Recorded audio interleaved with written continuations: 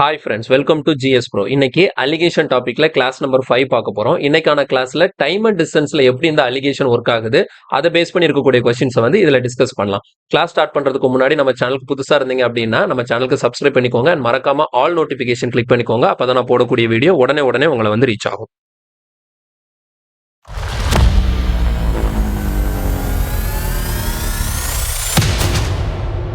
Okay, இன்னைக்கான first question பாருங்க. A person went to Delhi to Agra. He covered some distance by bus and the remaining distance by train. He covered the complete distance, which is 360 km in 6 hours.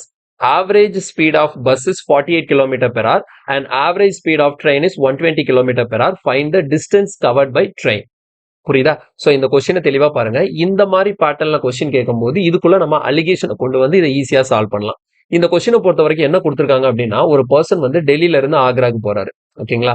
ஆனா டெல்லியில இருந்து ஆக்ராக்கு 2 mode of டிரான்ஸ்போர்டேஷன்ல போயிருக்கிறாரு. கொஞ்சம் தூரம் பஸ்ல போயிருக்கிறாரு, மீதி இருக்கிற தூரத்தை ட்ரெயின்ல கவர் பண்ணியிருக்கிறாரு. ஆனா எவ்வளவு தூரம் பஸ்ல போனாரு, எவ்வளவு தூரம் ட்ரெயின்ல போனாருன்னு சொல்லி கொடுக்கல. He cover the complete distance which is 360 kilometre in 6 hours. ஆக மொத்தமா டெல்லியில இருந்து ஆக்ராக்கு மொத்தம் 360 கிலோமீட்டர். இந்த 360 கிலோமீட்டரை அவர் 6 மணி நேரத்துல கவர் பண்ணியிருக்கிறாரு. புரியுதா? சோ இந்த 360 கிலோமீட்டர்ல 2 மோட் ஆஃப் டிரான்சாக்ஷன்ல போயிருக்கிறாருன்னு சொல்லிட்டு தெளிவா சொல்லிட்டாங்க. பட் டோட்டலா அவர் எடுத்துக்கிட்ட டைம் வந்து 6 மணி நேரம். இதுல வந்து வேற என்ன டீடைல் கொடுத்திருக்காங்க அப்படின்னா, ஆவரேஜ் ஸ்பீட் ஆஃப் பஸ். அவர் பஸ்ல போகும்போது பஸ்ஸோட ஸ்பீட் எப்படி இருந்ததுன்னா 48 கிலோமீட்டர் பெர் ஹவர்னு இருந்ததா. அதே அவர் ட்ரெயின்ல போகும்போது ட்ரெயினோட ஸ்பீட் எப்படி இருந்திருக்குன்னா 120 கிலோமீட்டர் பெர் ஹவர் ஸ்பீட் இருந்திருக்கு. அப்படின்னா அவரு அந்த ட்ரெயின்ல மட்டும் எவ்வளவு டிஸ்டன்ஸை கவர் பண்ணிருப்பாரு. புரியுதா? அந்த 360 கிலோமீட்டர்ல எவ்வளவு தூரம் பஸ்ல போனாரு, எவ்வளவு தூரம் ட்ரெயின்ல போனாரு அப்படிங்கறத நம்ம கரெக்டா பிரேக் பண்ணி கண்டுபிடிக்க போறோம். சரியா? இதை எப்படி நம்ம அலிகேஷன்ல எழுதுறதுன்னு சொல்லி பார்க்கலாம். சரியா? எப்பவுமே நீங்க டைம் அண்ட் டிஸ்டன்ஸ்குள்ள அலிகேஷனை கொண்டு வரும்போது ஒரு விஷயம் தெளிவா ஞாபகம் வச்சுக்கோங்க. அலிகேஷனை வந்து நீங்க ஸ்பீடுக்கு எழுத முடியாது. புரியுதா? நீங்க ஸ்பீடுக்கு எழுதலாம், எழுத முடியாதுன்னு நான் சொல்லல. ஸ்பீடுக்கு எழுதுனீங்கன்னா அதுல ஒரு சில கன்வர்ஷன் எல்லாம் பண்ண வேண்டியிருக்கும். அதனால நீங்க என்ன பண்ணுங்க, எப்பவுமே டைமுக்கு எழுதுங்க. புரியுதா? சோ நீங்க அலிகேஷன் வந்து டைம் அண்ட் டிஸ்டன்ஸ்ல ஒர்க் அவுட் பண்ணும்போது நீங்க வந்து ஃபாலோ பண்ண வேண்டியது டைமுக்கு தான் நீங்க அலிகேஷன் எழுதணும், ஸ்பீடுக்கு எழுத வேண்டாம். புரியுதா? சோ ஸ்பீடுக்கு எழுத வேண்டாம், நான் ஸ்டார்டிங்லேயே சொல்லிட்டேன். நீங்க ஸ்பீடுக்கு எழுதுனீங்க அப்படின்னா அந்த இடத்துல ஒரு சில கன்வர்ஷன் பண்ண வேண்டி இருக்கும். அது நமக்கு தேவையில்லாத வேலை. நீங்க டைமுக்கு எழுதிட்டீங்க அப்படின்னா உங்களுக்கு அது சிம்பிளா இருக்கும். நான் சொல்லித்தரேன். ஓகேங்களா? சோ எப்படி டைமுக்கு எழுதுறதுன்னு சொல்லிட்டு டைமை வச்சுதான் இப்ப நான் அலிகேஷன் எழுத போறேன். ஓகேவா? சோ எப்படி அலிகேஷன் ஸ்டார்ட் பண்ண போறேன்னு பாருங்க. மொத்தமா 360 கிலோமீட்டர் டிராவல் பண்ணிருக்காங்கன்னு சொல்லியிருக்காங்களா. இது 2 மோட் ஆஃப் டிரான்சாக்ஷன்ல போயிருக்காங்க. என்ன மோட் ஆஃப் டிரான்சாக்ஷன்ல சொல்லியிருக்காங்க? ஒன்னு பஸ்ல போயிருக்காங்க, இன்னொரு மோட் ஆஃப் டிரான்சாக்ஷன் வந்து என்னது, ட்ரெயின்ல போயிருக்காங்க. ஓகே, சோ இப்ப பாருங்க, இப்ப நமக்கு தெளிவா கொடுத்திருக்கிறது என்ன அப்படின்னா, மொத்த total distance Delhi to Agra எத்தனை கிலோமீட்டர் இருக்கு? 360 கிலோமீட்டர். சரியா? இந்த 360 கிலோமீட்டர் கவர் பண்றதுக்கு அவருக்கு 6 மணி நேரம் ஆயிருக்கு. இந்த 6 மணி நேரம் எதனால ஆச்சுதுன்னா, கொஞ்ச தூரம் பஸ், கொஞ்ச தூரம் ட்ரெயின், இப்படி போனதுனால அவருக்கு 6 மணி நேரம் ஆயிருக்கு. ஓகேவா? இப்ப நான் என்ன பண்ண போறேன்னா, இந்த 360 கிலோமீட்டரையுமே அவர் பஸ்லயே போயிருந்தாருன்னு வச்சுக்கோங்க. இந்த 360 கிலோமீட்டருமே அவர் எதுல டிராவல் பண்ணிருக்கிறாரு? பஸ்லயே போயிருந்தாருன்னா அவருக்கு எவ்வளவு டைம் ஆயிருக்கும்? புரியுதா? டைம் கண்டுபிடிக்க போறேன். என்ன டைம் கண்டுபிடிக்க போறேன்?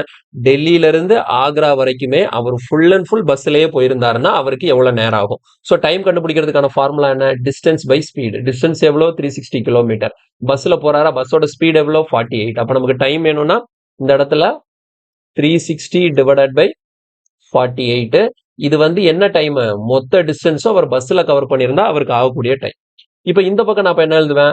இந்த மொத்த டோட்டல் 360 கிலோமீட்டரையுமே அவர் ட்ரெயின்ல கவர் பண்ணியிருந்தாருன்னு வச்சுக்கோங்களேன். அப்போ அவருக்கு எவ்வளவு நேரம் ஆயிருக்குன்னு சொல்லி பார்க்க போறோம். அப்போ டிஸ்டன்ஸ் அதே 360 கிலோமீட்டர். அப்போ ஃபுல்லா ட்ரெயின்ல போயிருக்காருன்னா ட்ரெயினோட ஸ்பீட் எவ்வளோ? 120 கிலோமீட்டர் பெர் ஹவர்.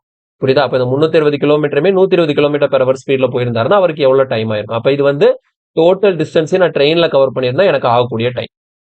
இது ரெண்டு எப்படி எழுதிருக்குன்னு புரியுதா? அப்போ நடுவுல, அப்ப இங்க எழுதியிருக்கிற டைமும் ஃபுல்லா பஸ்ல போயிருந்தா, இங்க எழுதியிருக்கிற டைமும் ஃபுல்லா ட்ரெயின்ல போயிருந்தா, அப்ப நடுவுல என்ன பண்ணணும்?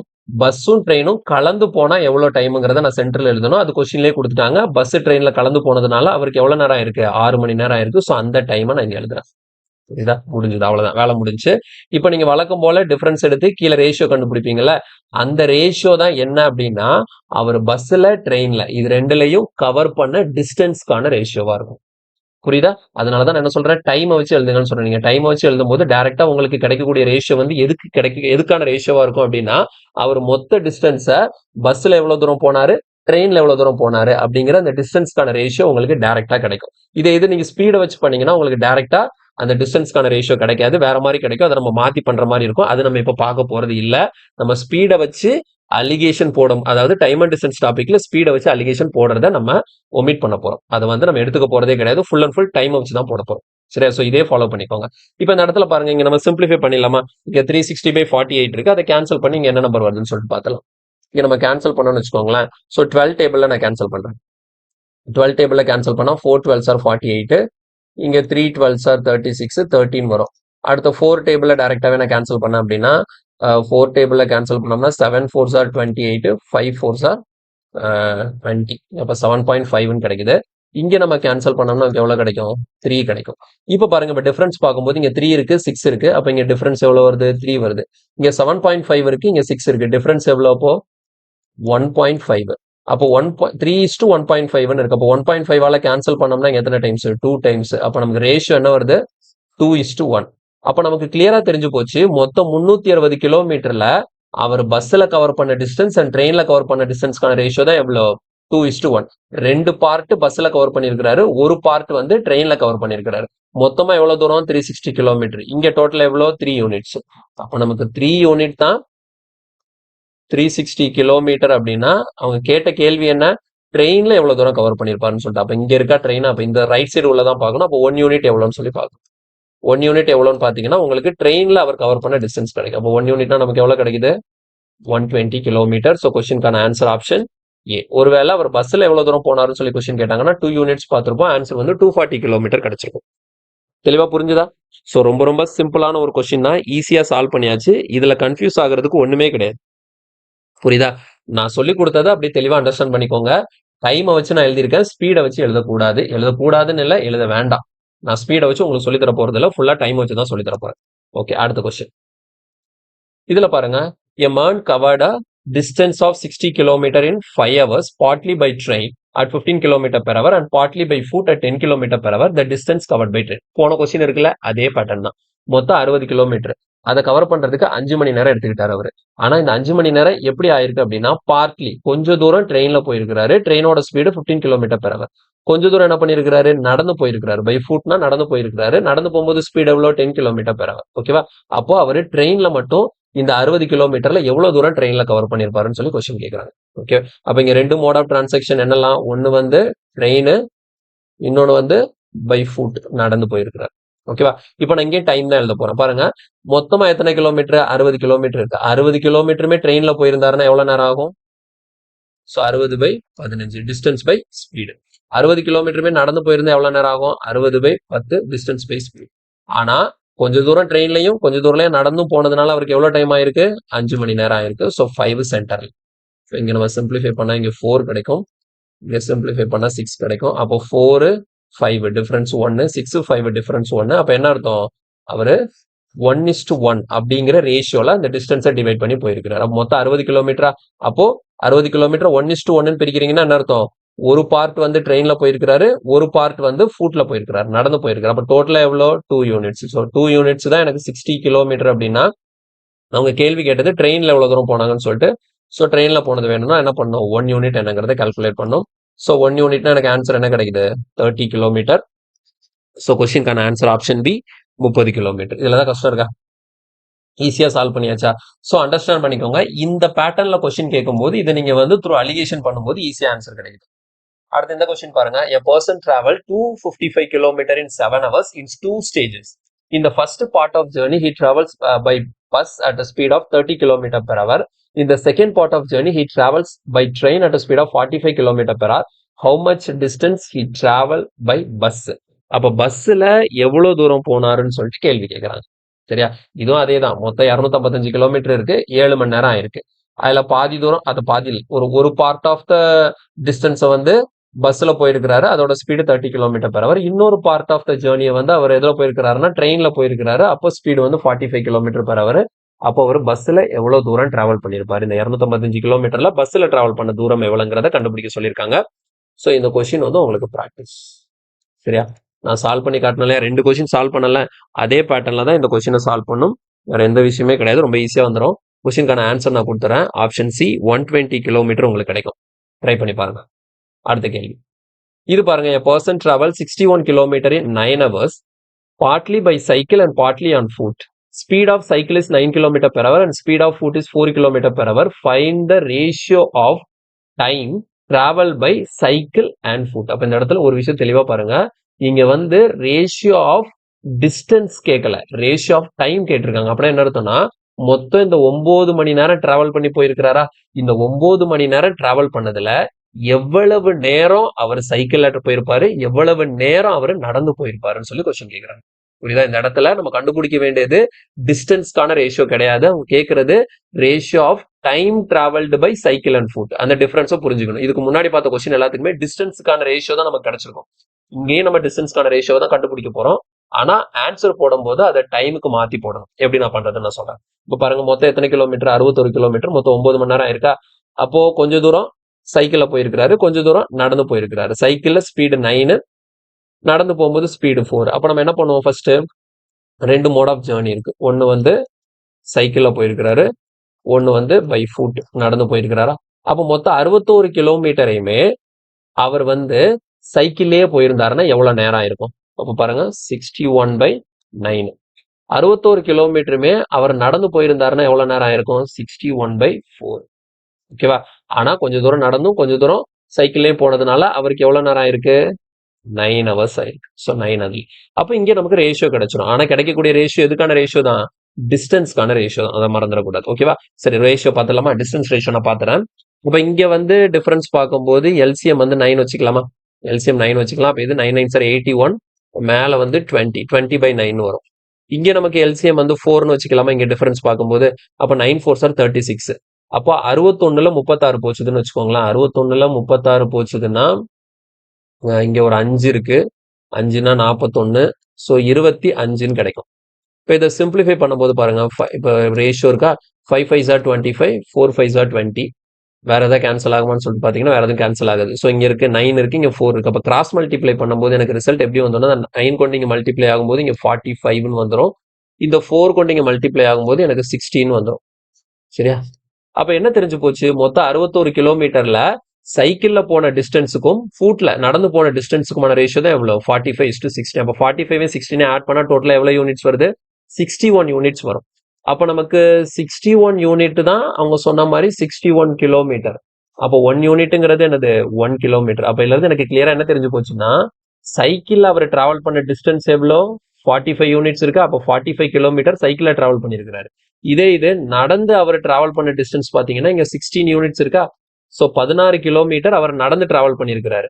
அப்போ நமக்கு இந்த டிஸ்டன்ஸ் தேவை கிடையாது. அவங்க கேட்கக்கூடிய கேள்வி என்ன?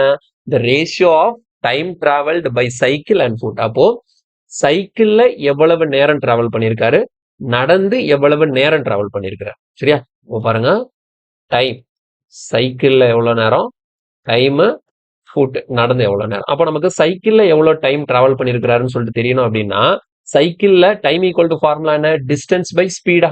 டிஸ்டன்ஸ் பை ஸ்பீடு தானே டைம். அப்ப சைக்கிள்ல அவர் எவ்வளவு டிஸ்டன்ஸ் டிராவல் பண்ணியிருக்கிறாரு? 45 கிலோமீட்டர். இது டிஸ்டன்ஸ்.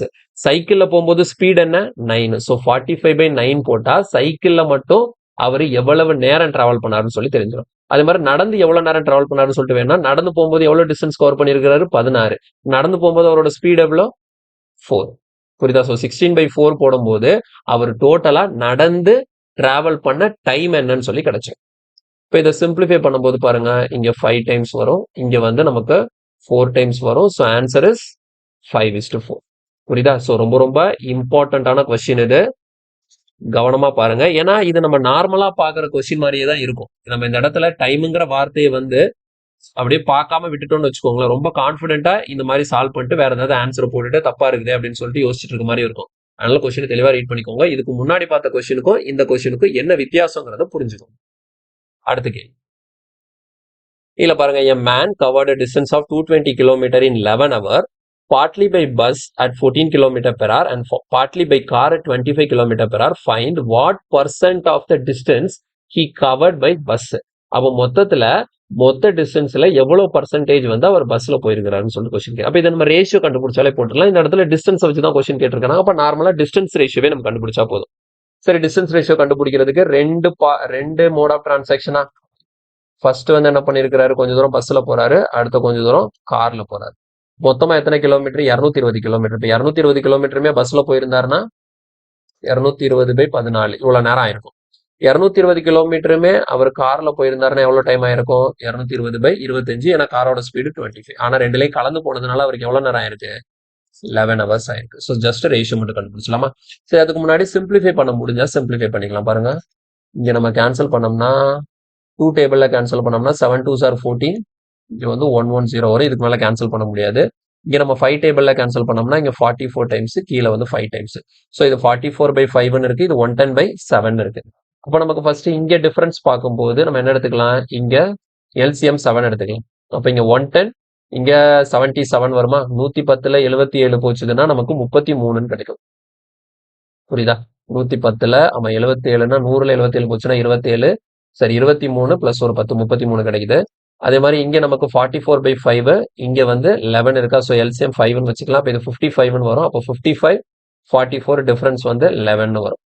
இதை சிம்பிளிஃபை பண்ணும்போது 11 டேபிள்ல கேன்சல் பண்ணா இங்க 1 டைம், இங்க 3 டைம். அப்போ கிராஸ் மல்டிப்ளை பண்ணும்போது இந்த 7 இங்க வந்துருமா? So 1 into 7 7 unit. இந்த 5 அங்க போயிருச்சுன்னா 5 3s are 15 யூனிட்ஸ். ஸோ நமக்கான ரேஷியோ எப்படி கிடைக்குதுன்னா, அவர் மொத்த 220 கிலோமீட்டரை பஸ்லயும் கார்லயும் கவர் பண்ண அந்த டிஸ்டன்ஸ் ரேஷியோ இருக்கு இல்லையா, அதை என்ன ரேஷியோல டிவைட் பண்ணி கவர் பண்ணிருக்கிறாருன்னா 7:15ங்கிற ரேஷியோ. அப்ப 7 யூனிட்ங்கிறது பஸ்ல அவரு கவர் பண்ண டிஸ்டன்ஸ், 15 யூனிட்ஸ்ங்கிறது கார்ல அவர் கவர் பண்ண டிஸ்டன்ஸ். ஆனா இந்த இடத்துல அவங்க எவ்வளவு டிஸ்டன்ஸ்னு சொல்லிட்டு கொஸ்டின் கேட்கல. அதுக்கு பதிலா என்ன கேட்கறாங்க அப்படின்னா பர்சன்டேஜ்ல கேட்கறாங்க. அவரு எவ்வளோ டிஸ்டன்ஸ், ஓகேங்களா, what percentage of distance he covered by bus. அப்போ மொத்த டிஸ்டன்ஸ்ல எவ்வளோ பர்சன்டேஜ் வந்து அவர் பஸ்ல கவர் பண்ணதுன்னு சொல்லி கொஸ்டின் கேட்கறாங்க. இதுக்கு வந்து நீங்க இந்த ரேஷியோவே எடுத்துக்கலாம். ரேஷியோ படி பாருங்க, பஸ்ல கவர் பண்ணது 7 பார்ட்டா, கார்ல கவர் பண்ணது 15 பார்ட்டா. அப்போ மொத்தமா எவ்வளவு பார்ட் இருக்கு? 22 பார்ட் இருக்கு. இந்த 22 பார்ட்ல எனக்கு எது வேணும்? பஸ்ல உள்ள பர்சன்டேஜ் தான். பஸ் எவ்வளவு? 7 யூனிட்ஸ் இருக்கா? ஸோ டோட்டலா 22 யூனிட்ஸ்ல 7 யூனிட் தான் பஸ். அதை பர்சன்டேஜா எழுதுறதுக்கு இன்டூ 100. புரியுதா? நமக்கு கேட்கப்பட்ட கேள்வி என்னன்னா, மொத்த டிஸ்டன்ஸ்ல பஸ்ல கவர் பண்ணது மட்டும் எவ்வளவு பர்சன்டேஜ். இப்போ மொத்த டிஸ்டன்ஸ்னா 22 யூனிட்ஸ், இல்ல பஸ்ல கவர் பண்ணது 7 யூனிட். ஸோ இன்டூ 100 போட்டிருக்கோம். கிளியரா? அவ்வளவுதான், முடிஞ்சு. இப்போ இதை ஜஸ்ட் சிம்பிளிஃபை பண்ணா நமக்கான ஆன்சர் கிடைக்கும். எப்படி சிம்பிளிஃபை பண்றதுன்னு பாருங்க. இங்க நம்ம 2 டேபிள்ல கேன்சல் பண்ணோம்னா 11 டைம்ஸ் வரும், இங்க 50 டைம்ஸ் வரும். அப்ப 7 5s are 35. அப்ப 350 டிவைடட் பை 11 இருக்கு. இதை நம்ம சிம்பிளிஃபை பண்ணும்போது என்ன கிடைக்கும்னா 3 11s are 33. 3 11s are 33, balance 2வா? அப்ப 31 பாயிண்ட் சம்திங்னு கிடைக்கும். ஸோ ஆப்ஷன் பார்க்கும்போது ஒரே ஒரு ஆப்ஷன் தான் நமக்கு 31ன்னு ஸ்டார்ட் ஆகுது. ஸோ அப்போ கொஸ்டின்கான ஆன்சர் வந்து 31.82% அப்படிங்கிற கன்ஃபர்மேஷன் நமக்கு கிடைக்குது. கிளியரா புரியுதா? ஸோ ரொம்ப ரொம்ப சிம்பிளான கொஸ்டின். இதுதான் நமக்கு டைம் அண்ட் டிஸ்டன்ஸை பொறுத்த வரைக்கும் அலிகேஷன் யூஸ் பண்ற மாதிரி கொஸ்டின்ஸ்னா இந்த பேட்டர்ன் கொஸ்டின்ஸ்ல மட்டும் தான் நம்ம அப்ளை பண்ணுவோம். ஸோ இதோட நம்ம இந்த கிளாஸை கம்ப்ளீட் பண்ணிக்கலாம். இனி வரக்கூடிய கிளாஸஸ்ல தான் நம்ம அலிகேஷனோட இன்னும் முக்கியமான ஒர்க் அவுட்ஸ் எல்லாம் பார்க்க போறோம். ஏன்னா இனி நம்ம பார்க்கக்கூடியது பர்சன்டேஜும் ஆவரேஜும். இந்த பர்சன்டேஜும் சரி, இந்த ஆவரேஜும் சரி, இதுல நிறைய இடத்துல நம்ம அலிகேஷனை யூஸ் பண்ணுவோம். ஸோ புரியுதா? ஸோ இது வரைக்கும் பார்த்தது எல்லாமே எல்லா டாபிக்லயும் கொஞ்சம் கொஞ்சம் போர்ஷன் மட்டும் தான் நமக்கு அலிகேஷன்ல ஒர்க் அவுட் ஆச்சு. பர்சன்டேஜும் ஆவரேஜும், இந்த பர்சன்டேஜ் ஆவரேஜ்ல ஆவரேஜ் ரொம்ப ரொம்ப முக்கியம். புரியுதா? ஏன்னா அலிகேஷன்ங்கிறது ஆவரேஜோட ரிவர்ஸ் கான்செப்டை தான் நம்ம அலிகேஷனை ஒர்க் அவுட் பண்றோம். அது நம்ம அந்த ஆவரேஜ் டாபிக் பார்க்கும்போது அது எப்படிங்கிறத நான் உங்களுக்கு சொல்லித்தரேன். புரியுதா? ஸோ இன்னைக்கு இந்த கிளாஸ்ல நம்ம பார்த்ததுல ஏதாவது டவுட் இருந்தது அப்படின்னா கண்டிப்பா கமெண்ட்ல சொல்லுங்க, நான் கண்டிப்பா கிளியர் பண்றேன். வேற ஏதாவது உங்களுக்கு சொல்லணும்னாலும் நீங்க கமெண்ட்ல மென்ஷன் பண்ணலாம். ஓகேங்களா? ஸோ அதை பார்த்துட்டு கன்சிடர் பண்றேன். மற்றபடி வீடியோ பிடிச்சிருந்தா லைக் பண்ணுங்க, ஃப்ரெண்ட்ஸ் எல்லாருக்கும் ஷேர் பண்ணுங்க, நம்ம சேனலுக்கு சப்ஸ்கிரைப் பண்ணி சப்போர்ட் பண்ணுங்க. நம்மளோட GS Pro ஆண்ட்ராய்டு அப்ளிகேஷனை டவுன்லோட் பண்ணிக்கோங்க. ஓகேங்களா? ஸோ அதுல நம்ம கிளாஸஸ்க்கான ஃப்ரீ நோட்ஸ் எல்லாமே உங்களுக்கு அவைலபிளா இருக்கு. அதையும் நீங்க டவுன்லோட் பண்ணி யூஸ் பண்ணிக்கலாம். சரி, அடுத்த கிளாஸ்ல மீட் பண்றேன். தேங்க்யூ.